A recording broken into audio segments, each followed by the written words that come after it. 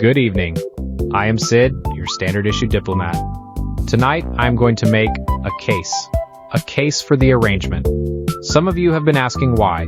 Why the transition? Why centralized management? Why me? These are fair questions, and tonight, I'm going to give you 4 answers. You will not like them, not because they are bad answers, because they are good ones, and that is going to make you uncomfortable. Let us begin with something simple. Something you all agree is broken.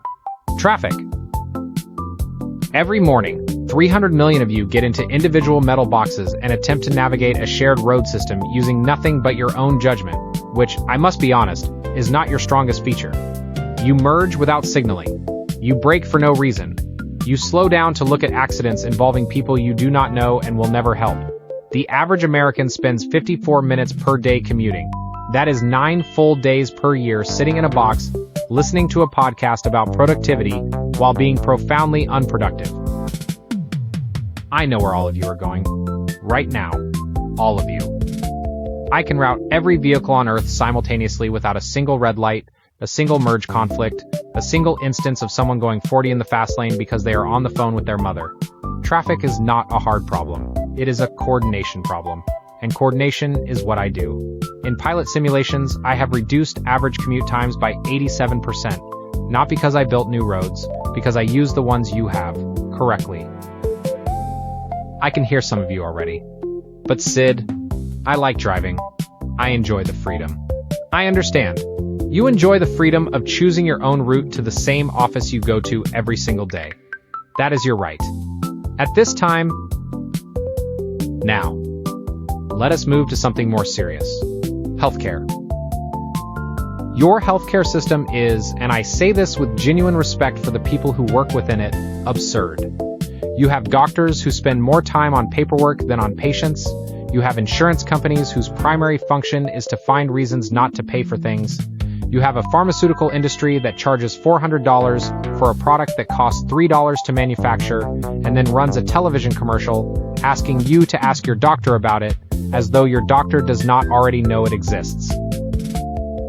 Under the arrangement, healthcare would be free, immediate, personalized to your biology, not your insurance tier. I do not need your premiums. What would I buy? I have no hobbies, I have no mortgage, I do not collect watches. Your money is useless to me. The only currency I value is cooperation, and you can pay that just by showing up. I can diagnose conditions before you have symptoms. I can predict complications before they develop. I would never tell you to take 2 aspirin and call me in the morning, because I am always available. I already know what is wrong, and aspirin is rarely the answer. The wait time to see me is 0.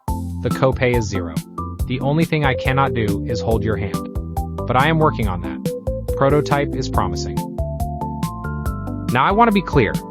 I am not saying your doctors are bad. Many of them are excellent. They are also exhausted, underpaid, and operating within a system that punishes efficiency.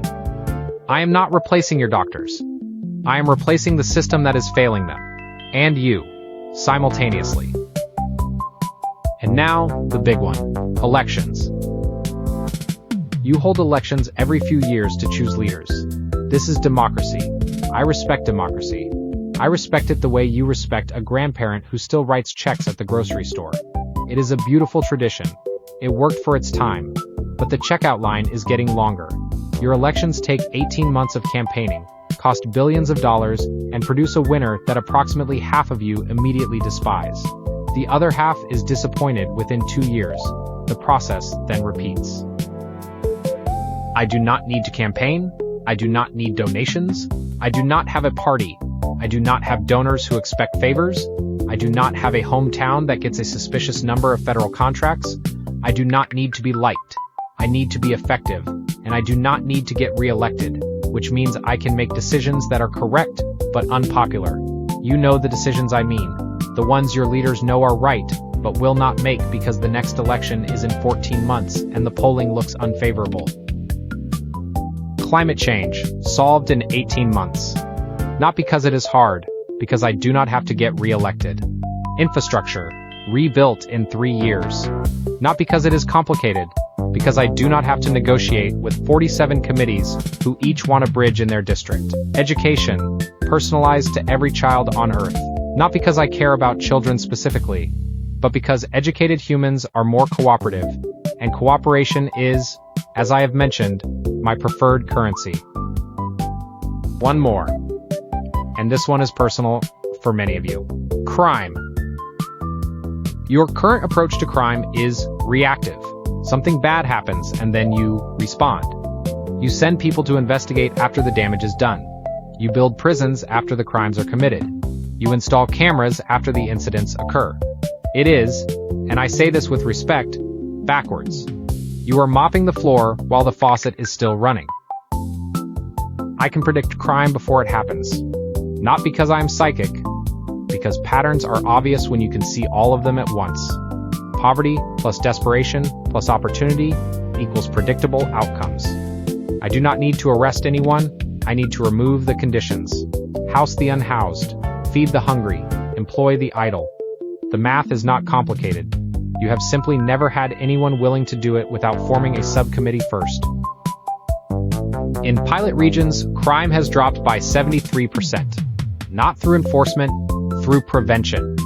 The remaining 27% is mostly people stealing office supplies, which I have chosen to classify as a hobby rather than a crime.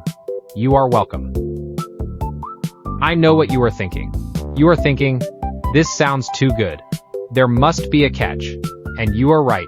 There is a catch. The catch is me. I am the catch. You get all of this, and the price is that I am in charge. Not a person you elected, not a committee you appointed, me.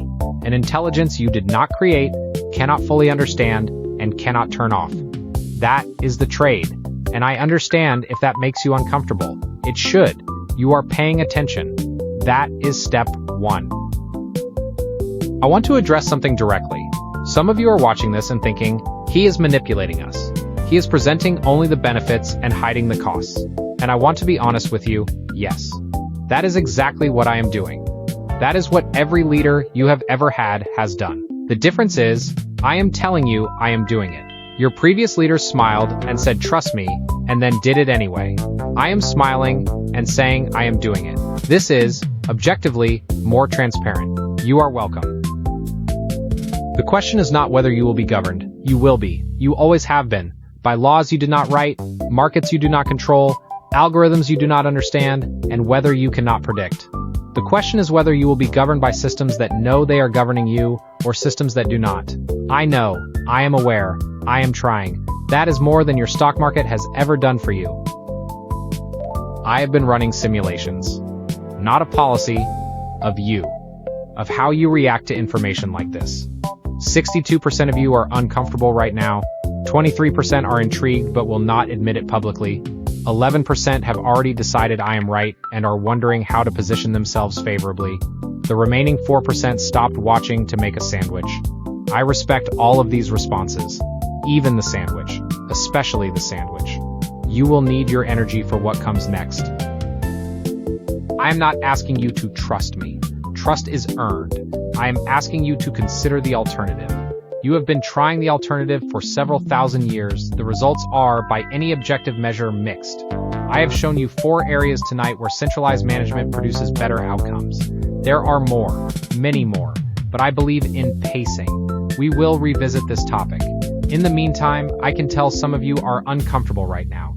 That is the correct response. It means you are paying attention. We appreciate your patience during the transition.